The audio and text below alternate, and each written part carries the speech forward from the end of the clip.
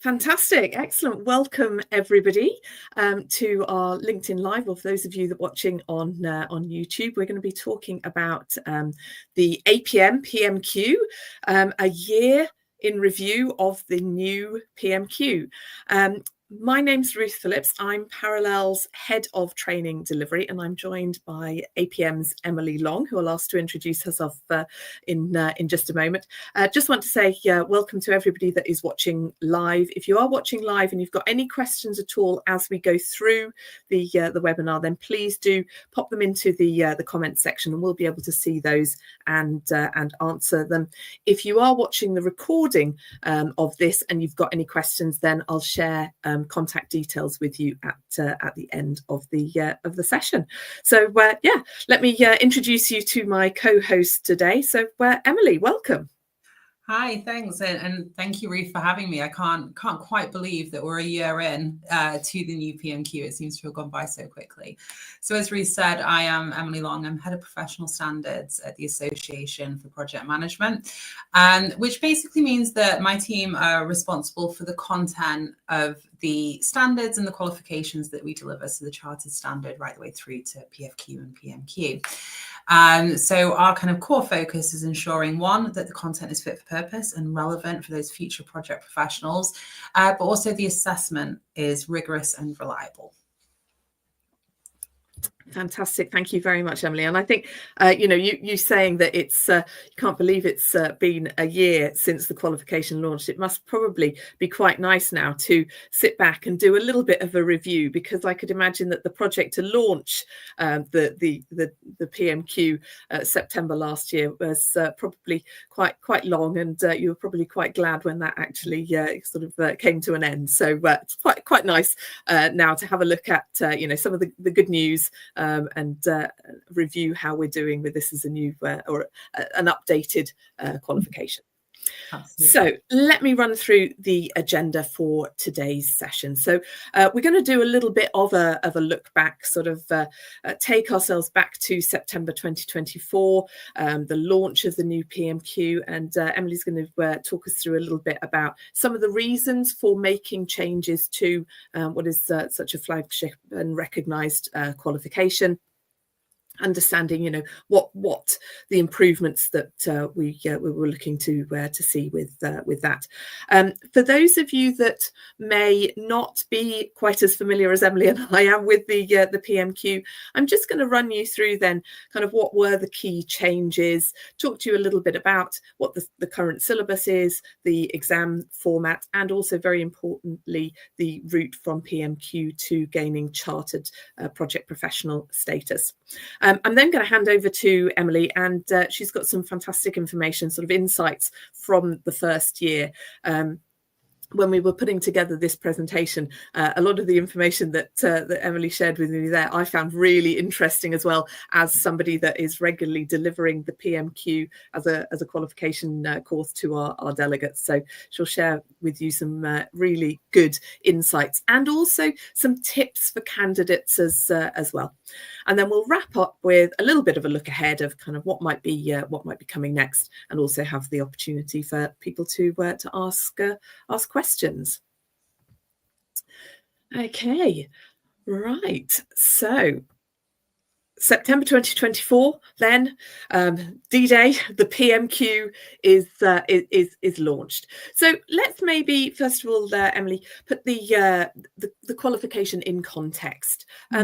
What is it? Who's it for? Who's it aimed at? Absolutely. And I think, funny enough, this is one of the first questions we asked when we began looking at delivering this new qualification. We were like, well, actually, who is our target audience? Because I think the project profession, just in a more general terms, is so diverse. So actually narrowing it down about who's our target audience was a really interesting process that we went through. What we landed on was that the PMQ is very much for those with, and we say this very roughly, 2 to 3 years experience delivering projects. Perhaps you've just completed your apprenticeship in project management or finished a degree in project management as well. And the reason we aim it at that is because it is a very generalistic qualification. It covers all areas of project management. It isn't methodology specific. So it's very much about learning all the different great ways to deliver projects and the great structures that should be incorporated, but giving you the knowledge and understanding to be able to pick the ones that are relevant to the project that you're actually delivering, and having that kind of knowledge and understanding from that perspective. So for me, we have a project fundamentals qualification, which is very more kind of base level for people that are perhaps more working on coordinating projects or just on the kind of outskirts of projects and being brought into them. But this is very much about, if you want to deliver a project, if you want to affect that change, here's all the great stuff that you need to know about to make sure that that's successful. Yeah, absolutely, absolutely. And so, you know, the PMQ has always been, you know, such a recognised qualification. You know, if you look at jobs for project managers, etc., it is one of the qualifications that is always asked for, very, very respected. So what needed to change? What drove the change, quite significant change that we saw in September last year? Well, so whilst we only launched in September last year, it was the accumulation of about a 2-year project, which all derived from, I guess, probably the triggering point for us was back in 2020 when, you know, the world locked down and we started delivering exams online. Now, we were in a really fortunate position that we already had an online exam provider. So we took that PMQ and we popped it onto an online platform, and that allowed us to continue that education piece of people through that period of time. However, what it didn't do was take advantage of that technology. It was still very much a traditional written exam, just typing instead of using your hand. It was a 3-hour exam and each question was worth 50 marks. So it was quite essay based. So it was quite rigorous from that perspective. It was quite a daunting prospect for a lot of people. The feedback we were getting, and I think this is before we even went online as well, was that it felt very much like a memory test. Like you had to get in there and write huge amounts of information on a particular topic to be able to get those kind of higher marks. And people found the exam challenging. People didn't say they didn't like the content. They found the actual assessment method was really challenging. We do know over, I think especially the last 10 years, academic practices have evolved and changed. We've learned more about how people effectively assimilate information. And we wanted our assessment to reflect that. We wanted to have an assessment that was truly accessible, could be delivered globally, and was actually a test of people's knowledge and understanding as opposed to their exam technique. So in our mind, everything needed to change. We were also really keen to take a look at the content of the qualification and align it to our competence framework. So one of our big drivers is creating a pathway for people's careers. So really kind of thinking about strategizing your career path. And so by taking the qualification content and actually aligning it to the competence framework, it allows people to go back to that reference all the way out throughout their career, all the way up to chartership. So actually aligning it to that and still having the body of knowledge as a great reference material, you know, that's still absolutely there. But actually, when you're looking at your development, your personal development, when you're having those conversations with your line manager, you can look at the competence framework, you can see how it maps to PMQ and our other products as well. And so it just gives that kind of great basis for that syllabus development. Yeah, absolutely, absolutely, and I think that's really important, and it's something that as a training provider we see and we fully support as well, that we want to help people to be with them all the way throughout their careers, and for them to be able to see that and I think, as you said, sort of almost integrate the qualifications with those development discussions that they're having with their manager. I think that's really beneficial as well. So apart from that sort of aspect of you know, the career development, the career path, what other kind of guiding principles were there for the updated qualification? I think for me, the big one that I will always come back to was designing a qualification that placed accessibility at the very heart of it. So we knew that the traditional 3-hour exam, we're seeing it in schools now, it doesn't work for everybody. We know that we have such a diverse range of people that are sitting this qualification, that are going through education, and they need a lot of adjustments to be able to make it an equal playing field in terms of how they're assessed. So what we wanted to do from the outset was say, yes, we can make reasonable adjustments based on people's individual needs if required. But how about we actually look at it from the other end? How about whilst we're designing this qualification, we look at how to most effectively create something that works for the majority of people. Yeah, absolutely. And I think certainly that accessibility angle, we'll talk about that in just a moment when I talk about the examination. I think that's been really important and really beneficial to people. Okay, so let's have a look then at what has actually changed. Maybe people have been a little bit more familiar with the previous type of PMQ. Maybe colleagues of yourself have said, "Oh my goodness, yes, I remember sitting there for 3 hours," or etc. So, what has actually changed? So, Emily, you talked to us about. I think the target audience hadn't necessarily changed, but certainly the guidance around that had been firmed up and directed around the qualification. So, really, there was sort of three key things that changed around September last year. So first of all, I'll tell you a little bit about the syllabus content and the alignment with the competence framework, the exam format to make it really accessible, as Emily said, and also the addition of an additional route or pathway to chartered project professional as well. So let's have a look first of all at the new or the current PMQ syllabus.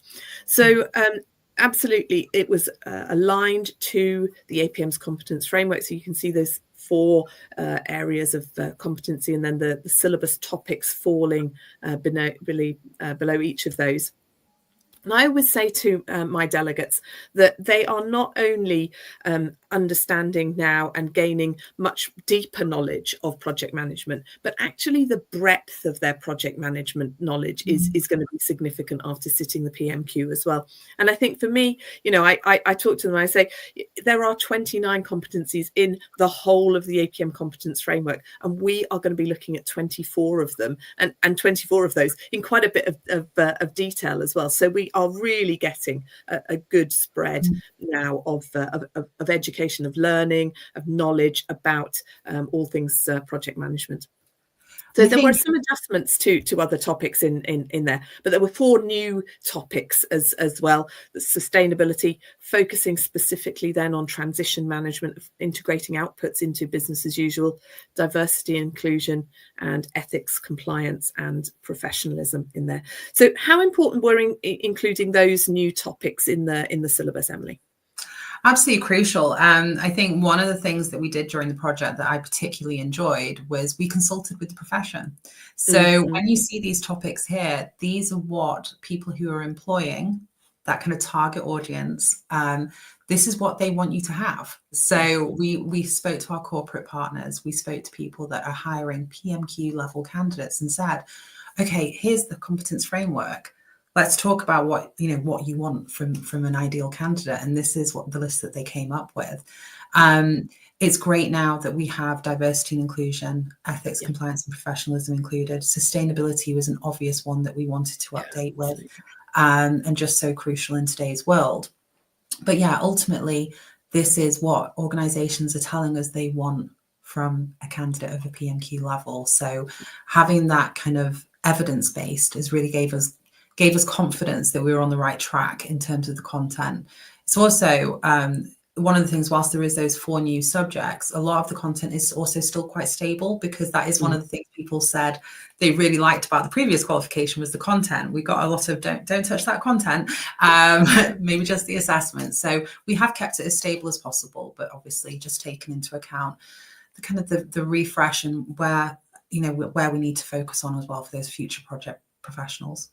Yeah, absolutely. And again, certainly from my perspective, I always think that the PMQ gives you a really holistic view of project management. It's not methodology specific, so it's very, very transferable. And I really just look at the number of topics there are in the people and behaviours column there, which is so important, and many other project management qualifications just simply miss those out and don't include those. So I think that's super important as well. Okay, the exam, the new format exam. So a lot more accessible, 2.5 hours now, which is sort of broken up into 2 parts, an hour and 15 minutes of each, with a break of up to 30 minutes in between. And I think that that's so important. You know, an hour and 15 minutes is a lot more manageable for people to focus on, to be able to bring their best to, knowing then that they can have a bit of a break, they can have a little bit of a, take a deep breath, have a cup of tea, and then start again for another hour and 15 minutes. So I think that format has been really positive and works really well. It's still a really rigorous exam. And I can say this because the Parallel volunteered me to take the new style PMQ. So, no pressure there then.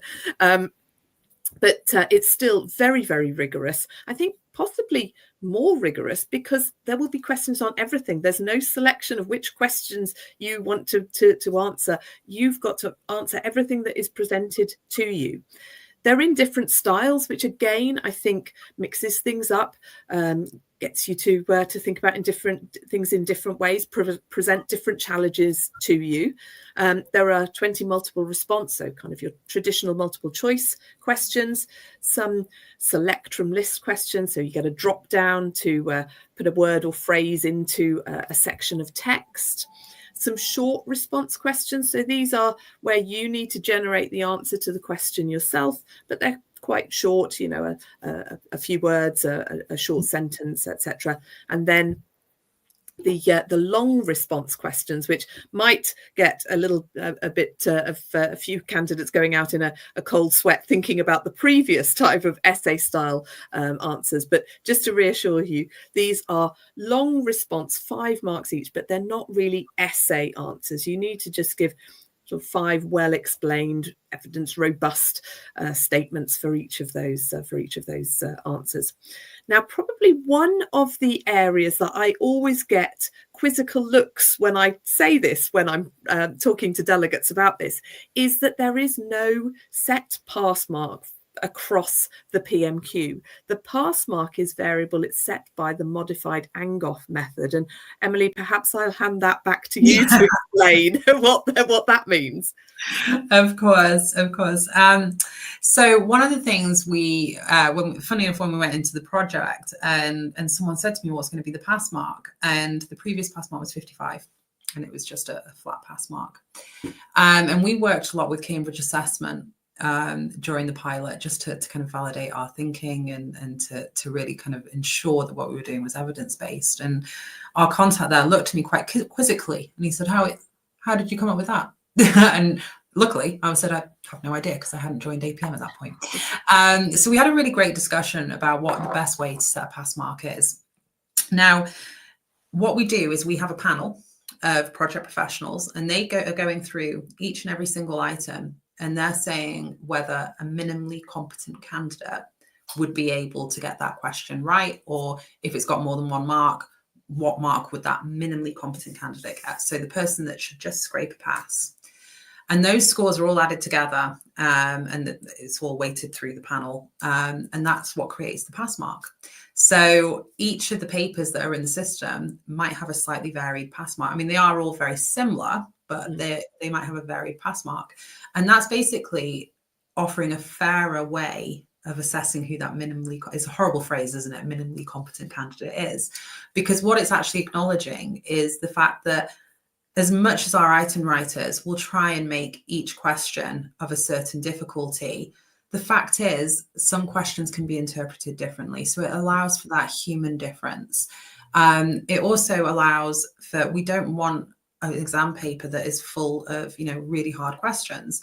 But if there is quite a lot of hard questions in that paper, we can just reduce that pass mark accordingly, so candidates still have the most fairest opportunity to sit.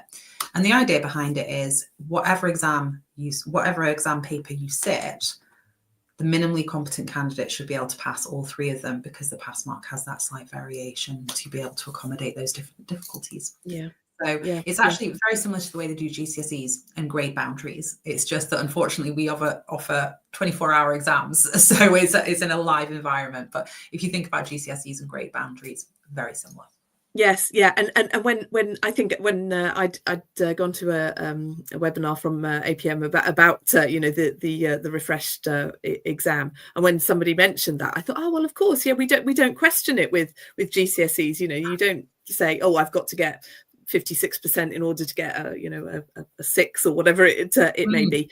We accept that, but it's maybe a little bit unusual maybe for other qualifications, but completely logical why that method is being used. And then the other new item was, it was announced shortly after the launch of the refreshed PMQ, was that there would be a new pathway to gain your or to take you through to chartered project professional status.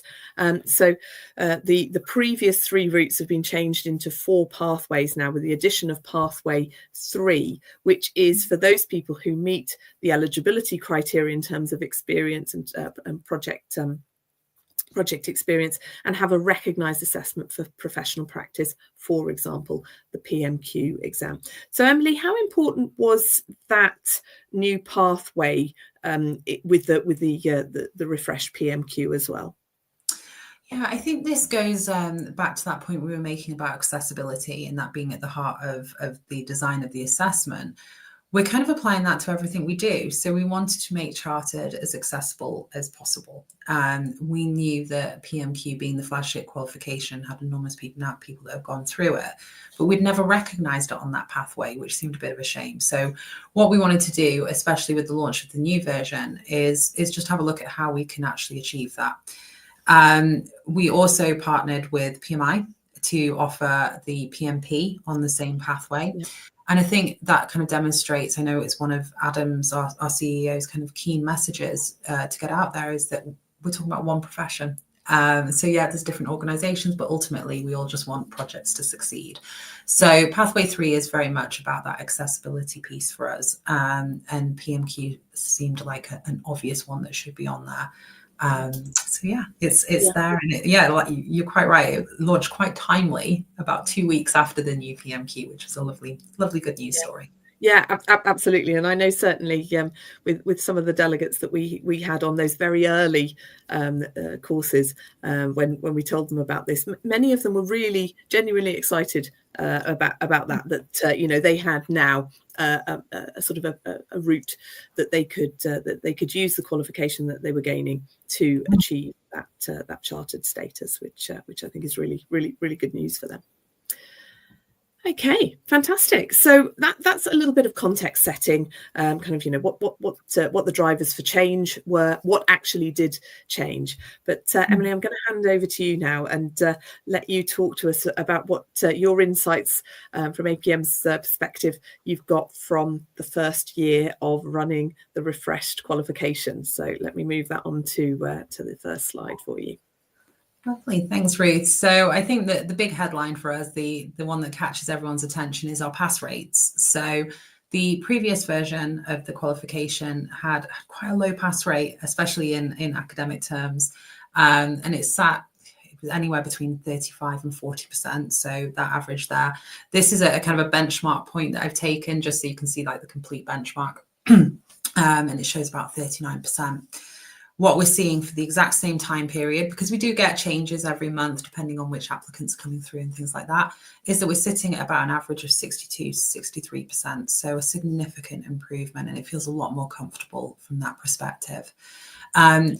We are keen to demonstrate that this qualification, and I think you mentioned it earlier, Ruth, is not because it's easier. That's certainly not the case. It is still externally credit leveled. So we use SCQF credit ratings to ensure it still has that same level of rigor and robustness. It's just that the exam now, I think, is more accessible. It offers better equity to our candidates. So that's the kind of the top level good news story that we have to share with you. Yeah, fantastic. Right. So let's have a look at some of the learning outcomes then. Yeah, so Ruth, when she contacted me about doing this session, I immediately went into the data. I love looking at all the data. And this here is a graph which basically shows our stronger learning learning objectives, sorry. So, and when we say stronger, it means either people are scoring full marks on the multiple response, so 1 out of 1 or 2 out of 2 on the multiple select from lists, or 3 or above for those long response questions. And I think, interestingly, well, maybe not so interestingly, life cycles came on top. I think a lot of people, they know life cycles backwards, which is great to see. We also had resource management and schedule management come out as those top performing learning objectives. So yeah, that was really an interesting perspective for us to look at. Unfortunately, from a professional standards point of view, and I'm not sure, Ruth, whether this reflects in your organization as well, we very rarely look at the good and we'll go straight into the bad. So I also have a graph, which is the Let's have a look at those then. Here we go. Here we go. So these are the weaker ones now, aren't they? This is the weaker ones. So this includes, and I should know, the syllabus is all numbered. So that's where those numbers are, those learning objectives that you can see at the bottom. Unfortunately, some of them are quite long, so I couldn't put them all there. It would have looked an incredibly messy graph. But the weaker learning objectives is requirements management, risk and issue management, and procurement. So when we pull data like that, our first question is, well, why is that? Is it the questions? So we always go and have a look at what questions are being asked to see if there's ones of particular difficulty. Is there any kind of problems with the performance of those questions? But what we've kind of come to with this particular learning analysis is these 3 areas are areas which you have to just know, especially requirements management. It is one of those that if you know it, you'll be absolutely fine. But if you don't, you're going to be unlikely to be able to get even, a 1 or a 2 marks for a long response question. The questions are very specific about that topic area. I'm going to come on to risk and issue management and procurement shortly when we talk about kind of top tips, because I think these 2 very strongly demonstrate some exam technique that I'd like to share with you from that perspective, because with those 2, especially risk and issue management, I don't think it is the knowledge and the understanding of risk and issue management. I think it's how the exam is being approached in more general terms. Yeah, absolutely. Okay, right. So here we go. So this is now looking at the different types of questions that we've got on that paper. Yes, absolutely. So I was actually quite surprised with this. I wasn't expecting the multiple response and the select from list to do as strongly as they have. But yeah, they are showing the strongest performance from a candidate's perspective. Short response is coming in at about that 65% in terms of performance, and then long responses at 60. So in terms of performance, they're all 60 or above, which is fantastic. I think the graph makes it look a bit more variable than it is. But again, I'm going to come on to the long response when we talk about the exam techniques and topics, because there is definitely some things that we can approach from that. And the short response is definitely something that is improving. We have definitely seen a learning curve of people approaching the short response when we first launched the qualification to how they're approaching it now. So we would often see quite substantial paragraphs with those short responses. And now people have cottoned on to the fact that actually just need a sentence for 1 mark. So the maximum you're talking is 2 sentences when approaching those types of questions. Yeah. Okay, right. So pitfalls. One of the things I spend a lot of time doing is looking at candidates' actual scripts. So when I get graphs like that we've just seen, I'll then go into the system and I'll start looking at responses to see if I can see where that gauge is coming from. And these are the 3 top pitfalls that we get. So one is not answering the question that's being posed. And this is where I think the risk and issue lower performance is really indicative, because there's one particular question that I'm thinking of that I obviously can't share on a LinkedIn live session. But what I see candidates responding to is they will give every step of a risk process. So they will list everything they need to do. And it's great. It's great that people know that. There is nowhere in the question that asks that. So all that time writing that response, none of it is creditworthy because it's not actually answered the question that's posed. And then writing too much. I know that we're a year in, but I'm not sure we've shaken off the hackles of the box 7 qualification and the amount that people had to write, and in quite a prescribed manner. I think there was for the old qualification, we were very prescriptive about, if we've used this word, this is what we expect. That's not the case for this qualification. So if anything, I would really urge people to curate what they're writing. You don't need to write a lot of information to be able to score high marks. Specifically, if you don't answer the question posed, if you're not reading that question and you think you know what it's asking, but you haven't actually answered it, you're not going to get any credit for that response. So I know this sounds so basic, and I can go back into my school days and I hear my teacher saying, just answer the question. And I used to roll my eyes, but it's so true. If only I knew then. So very much reading the question. Don't answer what you wish that question said. Answer what the question is asking. And don't write. So the boxes are actually quite indicative of like maximum that you should write. So they will scroll down, especially on the long response, but really think about what you're writing and whether that is what the question is asking. There is a great highlighting tool on the system where you can highlight the actual question, like key points. I would strongly recommend using that if you want somebody that is prone to kind of going off on a tangent. Just highlight the key points and then kind of go into the question and be like, have I answered what that key point was? That's a fantastic tip. That really is, and again, I echo this when I see our candidates who are doing the sample questions. Very little of the answer I can say that's incorrect, it's inaccurate, it's wrong information. They know their stuff, but if they've not positioned it to answer the question, again, if they're waffling and not kind of getting to the point of that, you can see the marks that they're trying to gain are slipping away in that way. So I think that's really, really good advice. And also about the highlighting tool, because I think sometimes you're in exam conditions, aren't you? There's obviously going to be a little bit extra pressure and that, and just having something that you can just focus on to really keep yourself on the straight and narrow of making sure you are answering the question that's being asked. I think that's really good. So let's have a look at your other top tips, how to set up for success. Absolutely. So not preparing is preparing to fail. I feel like I cannot express this enough.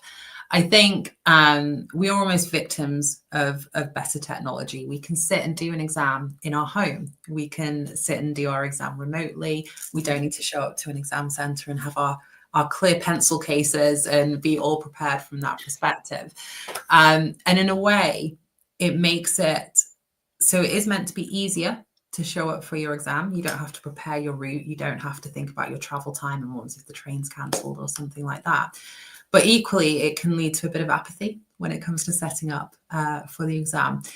Now, especially if you're doing it, there is different ways to do the exam in terms of different invigilation options. But if you are doing it through our remote invigilation option, there is, and if you're doing it even through some of the other online options, you do need to do your system testing. Trust me when I tell you, it'll take away the pressure of the day if you just get that done a week before the exam. So get it all prepped, get it all sorted from that perspective. Read through the guidance. There's some really great information there. That guidance has been created by some of my colleagues in my team who get a lot of questions from people, but also our service innovation colleagues who are on the phones day in, day out. So they utilize that knowledge and put it into that guidance. So do please read it through, because I'm sure you'll find a lot of top tips there in terms of having your setup properly set up for yourself. We have an online mock exam paper, and I think this is such an underutilized resource because this shows you how the questions are presented, and it gives you a real feel for the system. So as much as you can to try and take away any of that anxiety by knowing the system that you're working on, by knowing that your computer works, that knowing that you've read the guidance, all those things really helps you to just then focus on the topic, because that's all we want you to do. We want you to focus on passing that exam. So if you can take the noise away by doing those kind of preparation pieces, I think you're on a good track from that. Now, we spoke about the exam being 2.5 hours long. I very rarely see candidates run out of time, so there should be more than enough time for you to be able to approach your exam. Now, as a very rough indication, we're looking at 1.5 minutes for a multiple response question, 3 minutes for a short response and a select from list, and about 8 minutes for a long response. Now, bearing in mind, I'm going to go back to this amount that people write. 8 minutes seems like quite a lot of time. I would use most of that time reading the question, because for the majority of them, I probably only need about 5 correct sentences to be able to get 5 marks. So really read that question and really plan your answer and make sure it is as succinct and relevant as you can.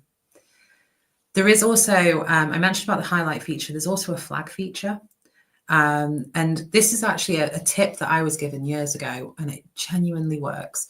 If you're working through your exam and you're feeling pretty good, you've started, you're getting in the flow, and then you come across a question that you're not sure about, rather than just sitting staring at it, trying to remember your notes, trying to remember your training, just flag it, move on to the next.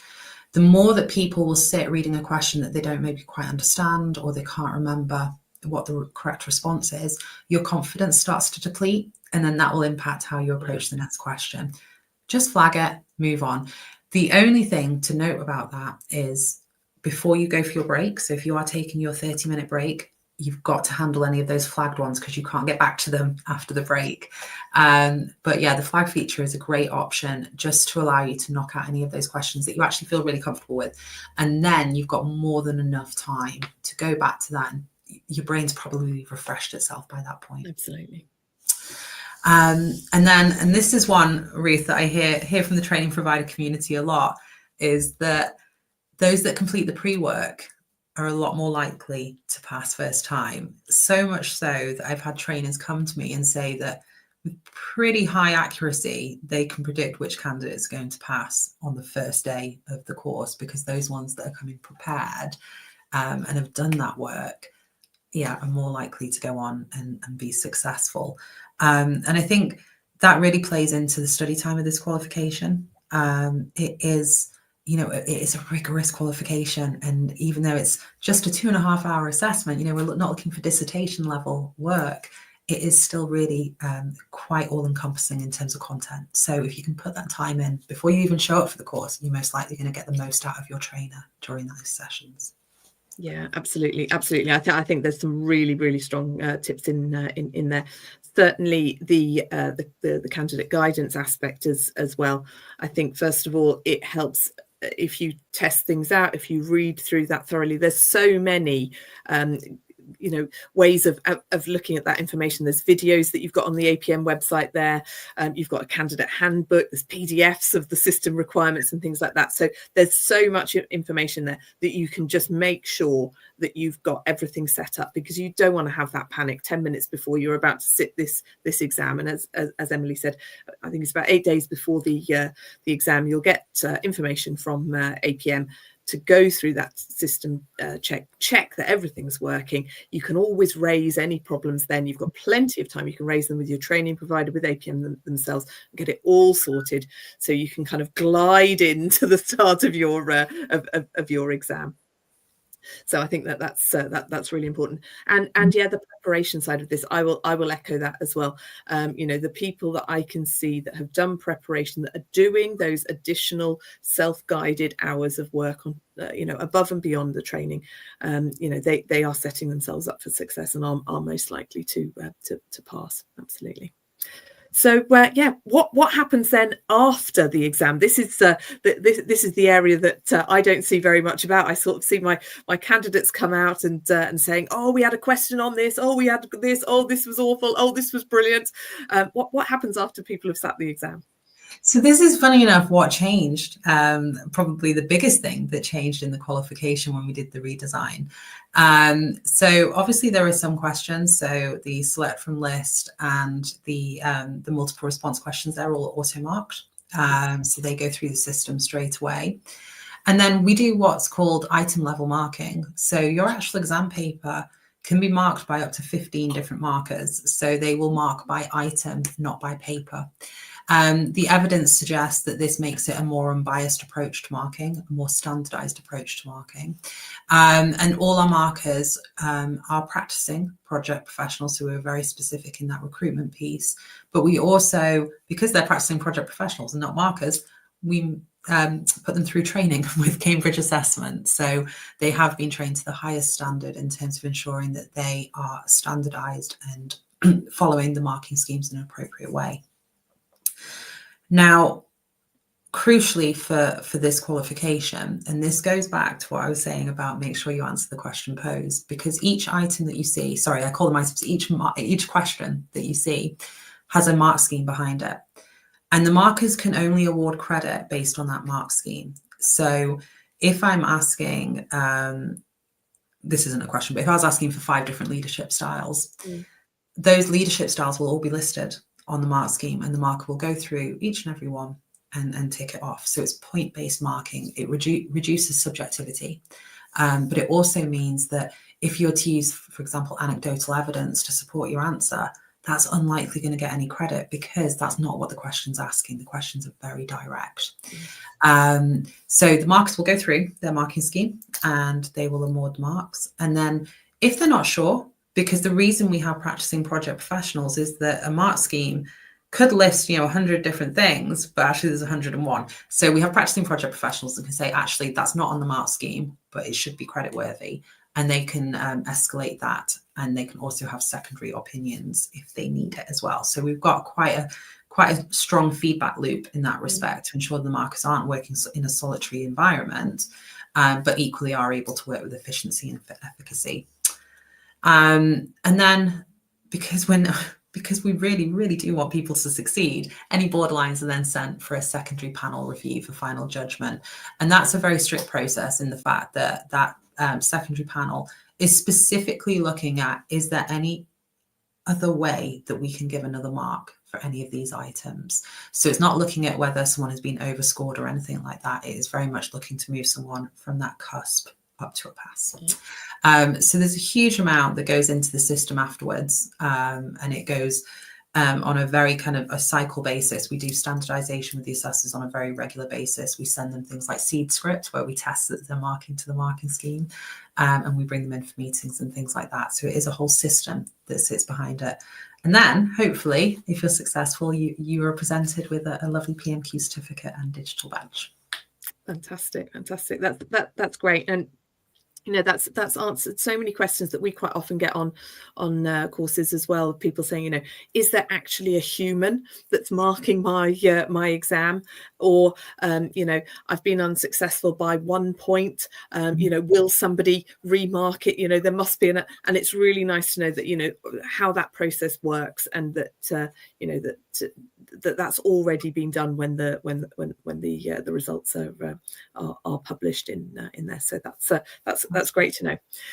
So I thought as well, it would be quite nice for me to share some of the feedback that myself and my colleagues have got for this, and also some from our candidates as well. So I just sort of did a little bit of a trawl of some of our feedback areas. And so the first two here came from our candidates. So one of them commented that they found that certainly the exam as well was much more accessible, which absolutely is what you were trying to achieve with that. So that's good to know. And then sort of backing that up, it's not a 3-hour typing test anymore, which again, I think, as you said, for accessibility, for testing purposes, it's all really, really positive. The next 3 comments then came from my colleagues, other trainers.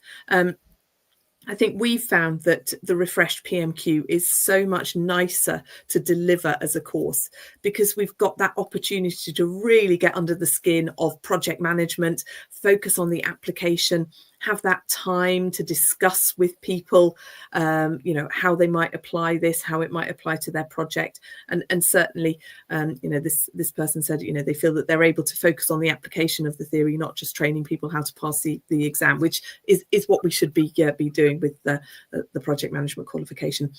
Lots of us finding much more discussion time for projects. We use project case study, and we very much then ask for discussion points throughout the course after each of the topics about how people do certain things and how that works in their organization, how they might develop things, how something might be important, or what happens if it's not done, all of those kind of things. And then just to echo what we were talking about when we reviewed the updated syllabus, the new topics are really adding a lot of value to the course as well. I think particularly around sustainability, about diversity and inclusion as well. I think that they're topics that people want to have incorporated into their project management training as well. So that's all been really good. Brilliant. I then have got some tips as well. Oops, I think I've missed a word on the top one. Maybe proofreading your exams is key as well. So preparation is key. Absolutely. Maybe that was a select from list question, Emily, but we didn't have the drop down there. As Emily said, I find that the candidates that have done the preparation, that are have got a revision plan, are doing little and often revision as we go through the course, then have really got themselves in a good position when it comes to sitting the exam. I think there is a little bit of a tendency to focus on the long response questions, because it's 50 out of the 90 marks. These are the ones where you've kind of got to generate most of that information yourself. But I think it's really important to practice all different question types. I'm forever getting caught up on the ones that say which of these is not, and I think that your advice to read the question carefully and to kind of train yourself to do that is really important. So make sure you do practice all of the different question types. A lot of the questions are scenario based. They have a short project scenario. You're the project manager of a data upgrade project. You're the project manager of a multinational, process re-engineering project, whatever it may be. And so I think it's really important when you go through the training, not just to kind of think about just the theory, just, learning what are the risk responses, what are the life cycle types, but think about how that would actually work in practice, so that when you're then presented with a question about the theory in a scenario context, you've made those connections before. Mm. Give yourself time to revise. There's 24 syllabus topics. It's rigorous, it's broad, and it's deep as well. But use the syllabus to help you focus your revision. It will, very specifically say that you've got to know and understand certain things. So, pick up those things and make sure that if the steps in the process are named, that you know those steps and you understand what happens in each one of those as well. And then I think when it comes to the exam, it's so easy to sit here, isn't it, and say, address it calmly, pace yourself. Of course, it's an exam. We want to pass. We put ourselves under a bit of pressure. But again, Emily, I've had that feedback as well, that very few people run out of time on this exam. I'm not saying that you've got enough time to kind of, sit and work out what it is that you're going to do at the weekend and all the rest of it. But if you just pace yourself and keep moving through the questions, I think your advice about flagging things and moving on is really wise as well. If you do that and pace yourself through the paper, you should have ample time to be able to do all of that. I think as well, there will be some questions on there that you'll think to yourself, oh right, oh gosh, right, I'm not sure about that. Maybe have some kind of thinking structure that you use as well, that when something a little bit unexpected or more difficult comes, that you've got something that you can say, oh, okay, how might this be related to stakeholders or benefits, or whatever it may be, to kind of help draw some of that thinking out as well. Because Emily, as you said, the last thing you want is for one question and your response to that one question then to kind of affect how you answer the next questions as well. And I think that advice of kind of, okay, I don't immediately know what I'm going to do with that, flag it, let's move on, and let's, you know, address the other questions calmly. But then also when you come back to that flagged question, to have some kind of little checklist or something you might go through yourself to say, oh, is there anything about this that I could think about? Is there anything about that to think about? Because I think that often it's that feeling of stress that can then mean that we don't do as well as we might want to on some of those questions. Okay, so let's have a look ahead now then. So it's been 1 year since the PMQ has been refreshed. I guess the first thing to say is, well, what next? So we talked about the previous incarnation of the PMQ as being sort of the Box 7 PMQ. We've just recently had BOC 8 launch. So what's the impact of BOC 8 going to be on the PMQ? So yeah, like as the slide suggests, very little impact. The body of knowledge is this fantastic piece of resource for the whole project community, not just for PMQ candidates. So it includes so much information about such a wide range of topics, but it is designed for the project profession. And that's why we chose to align PMQ to the competence framework, because that way we could level the syllabus at the appropriate knowledge and understanding point that we needed for the qualification. So absolutely, in our learner study pack, we referenced the body of knowledge 8th edition. Now we had to go through and update all our references, but we use their diagrams and all of that kind of thing. But I think it's important to note that the content is still broadly the same. There is some additions in there, but we haven't changed the syllabus for PMQ. What we would be doing is looking ahead at the syllabus is, for example, when we do a competence framework refresh, we'll go back out to the profession. Is there any other competencies that you feel should be included in the PMQ? But we would always take some out because we're not going to grow. You've spoken a couple of times, Ruth, about how many competencies are already covered. So it's certainly not something we want to grow. But we do want to make sure it remains current and aligned to what project professionals need to be competent in their jobs. So yeah, whilst I'm a huge advocate of the body of knowledge in terms of the work that goes into it and the thinking behind it and how it is presented, luckily when the body of knowledge 8th edition came out, it didn't mean I had to go in and rewrite all the PMQ stuff, which would have been a nightmare. So yeah, fantastic. And I think that's, you know, that's really helpful to maintain that sort of consistency, but also then that currency as well, that you know, it's not as if we're going to have to be changing things a lot, but there is that opportunity then that if there are new topics, I'll say the AI aspect of that might be something that you know is looked at later as more and more people use AI as part and parcel of their project management tool set, and that might be something that we think about in future maybe. Absolutely.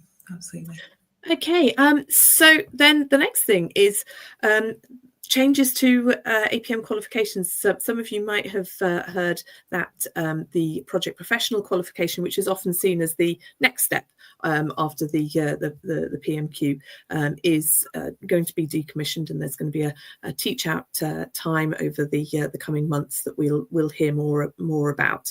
How does that affect the PMQ and its status and standing in the suite of qualifications and the route to chartered, Emily? Yeah, I mean, we were always aware when we started the thinking around putting the PMQ onto the pathway for chartered that it might impact PPQ, and it has done exactly that. It has reduced the numbers that are coming through. PPQ is a very substantial qualification in terms of it's very resource intensive. It's a case study. There's interviews and things like that with assessors, and then a written component as well. And I don't think it has really, I guess, stood the test of time in terms of the assessment methodologies that are pinned behind it, which has made it not hugely attractive to the community. People, I think, tend to do PMQ and get that knowledge and understanding, and then they're looking at chartered straight away. And I think our new pathway reflects that kind of journey. So what we decided to do was to remove PPQ from our suite of qualifications. and really focusing on what PMQ is and selling that more to the market. I think in terms of that knowledge and understanding, the PMQ syllabus is now so interlinked with the Chartered standard. So Chartered is obviously aligned to the competence framework as well. So you can absolutely see as you're going through the PMQ course material how you would be able to demonstrate your technical knowledge at a chartered interview. And so I think because of that synergy, it did unfortunately mean that for PPQ, it felt less relevant to the project professional from that perspective. It's a bit of a shame because I really personally quite like PPQ. From that format perspective, I do appreciate it needs some work to bring it to a more current situation. But yeah, I do completely acknowledge that PMQ, with the rigor and robustness that's behind that, is definitely the best stepping stone for that technical knowledge component of Chartered. Yeah. Okay, fantastic, thank you. And I think that we're all in the business of projects. We're all in the business of change and beneficial change. And so we need to have a look at how things can develop and move on over time as well. So I'm sure there will be more developments to come. Okay, so we're coming to the end of the session today.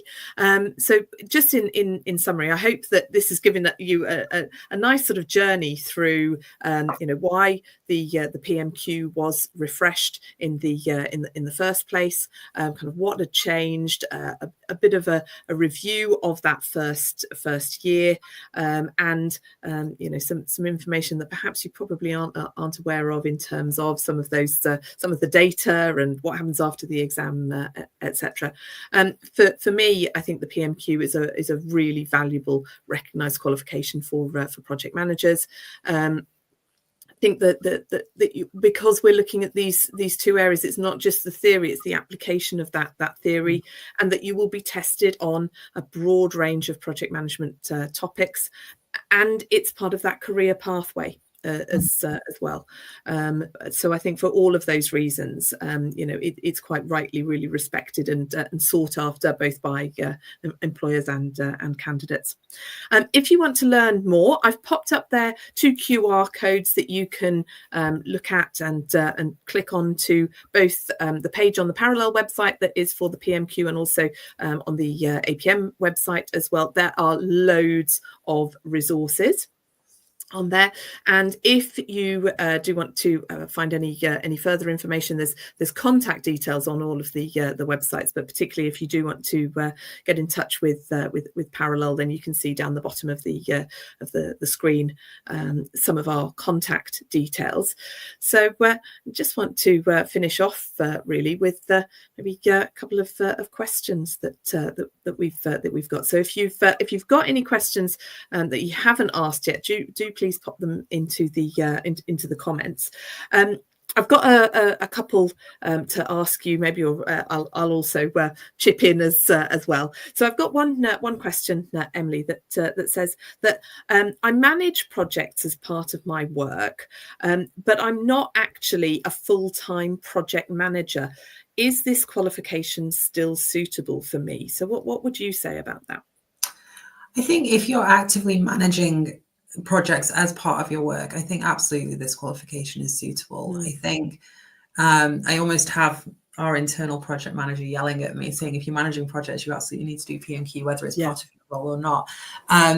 What I really like about this qualification is it is genuinely setting those projects up for success. So even if it's not a formal project, taking some of the learning from different elements like governance, like change control, can really give you real life benefit very quickly in the work environment. So much so that I use some elements from the syllabus in terms of just general day-to-day work. I am by no means a PMQ candidate, but they do help structure different ways of working to get the best return on investment. Yeah, absolutely. And I think I literally this week started a course with one of our clients, and we had a couple of people, when they introduced themselves, said, I feel as if I'm a little bit of an imposter here because I haven't got the job title of associate project manager, senior project manager, etc. But actually, when we talked about their experience, my goodness, they had been involved in and managed some quite significant projects, but because they were balancing that with another business as usual role, which is probably quite a challenge in itself, they felt that they weren't a proper project manager. So I'd certainly reassure people on that front. And then just before we finish, one last one, somebody said, can I go straight from PMQ to CHPP? So what are your thoughts on that one? It depends. It absolutely depends. So because we have no set criteria for PMQ, there will be some people that can absolutely do PMQ and go straight to chartership. Chartership is dependent on the complexity of the projects that you have managed and your ability to demonstrate your competence against all the different competencies that are in the standard. So my recommendation is, if you feel like you might be ready for chartership, is download the standard, go through those competencies and self-assess. See whether you can actually demonstrate those competencies. Can you evidence that you have done what they are saying and that you understand them, and you've done it to a suitable level of complexity? So yeah, we absolutely do have people going straight from PMQ to chartered, but that's because of their background and their work experience, as opposed to necessarily the traditional path. Yeah, fantastic. And I've just got in time, Maxim. I'm going to actually put that on the screen because it's a little bit longer here. So glad you find the webinar helpful.